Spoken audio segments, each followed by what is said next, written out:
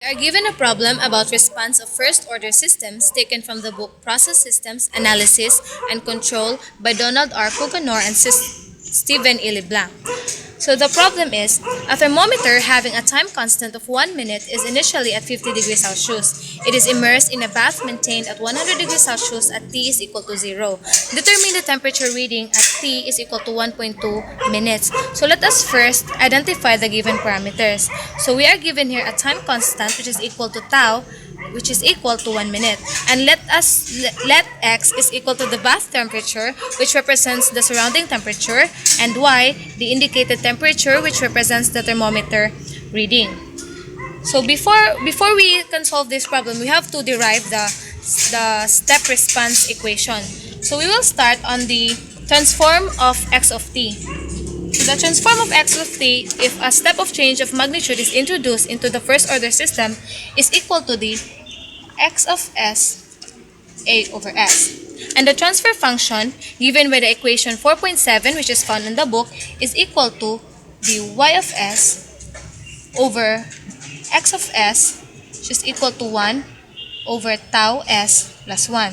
So it is the ratio of the Laplace transform of the deviation in thermometer reading to the Laplace transform of the deviation in the surrounding temperature. So basically, this equation is equal to the output over input.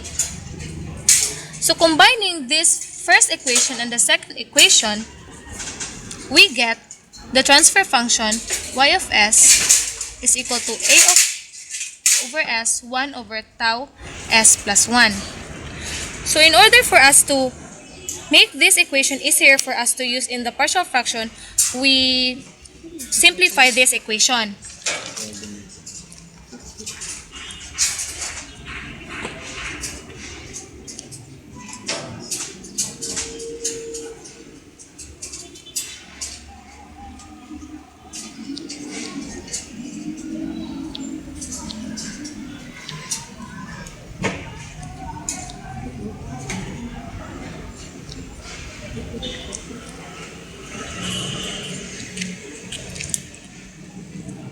So by using partial fraction,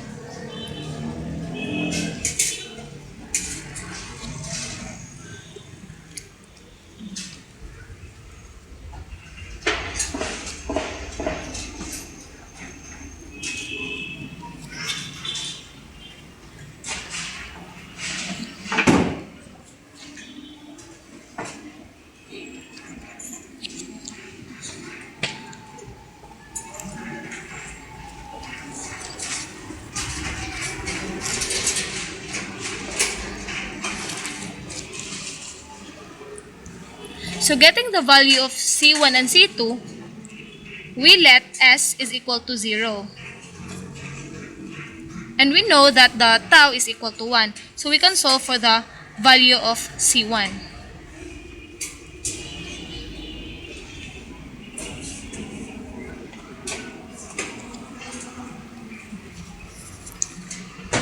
And in order to get the value of C2, let us equate S equal to negative 1.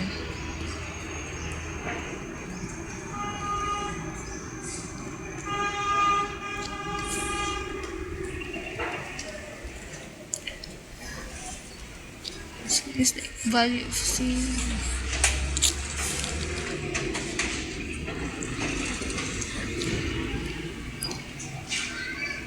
So inserting these constants to this equation,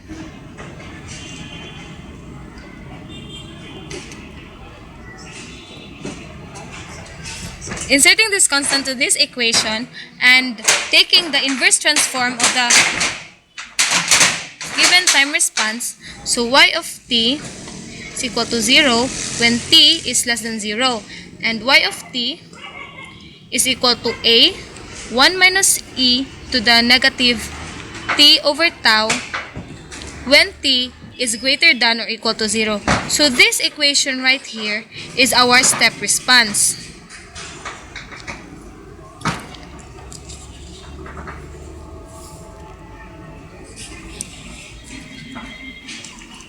So we are given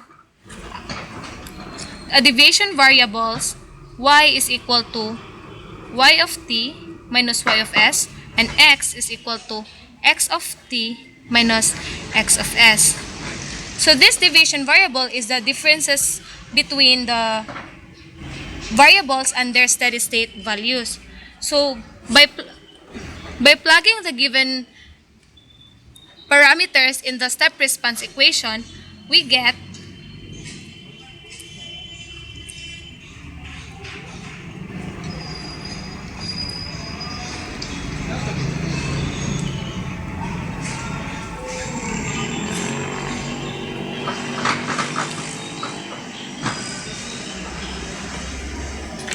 which is equal to 34.9 degrees Celsius.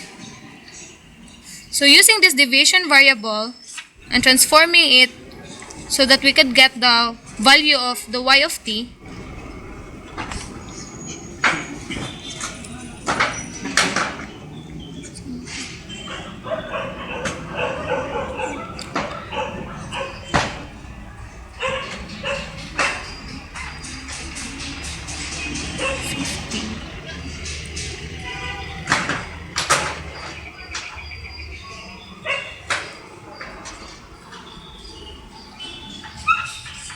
so the thermometer reading is 84.9 degrees Celsius at t is equal to 1.2 minutes.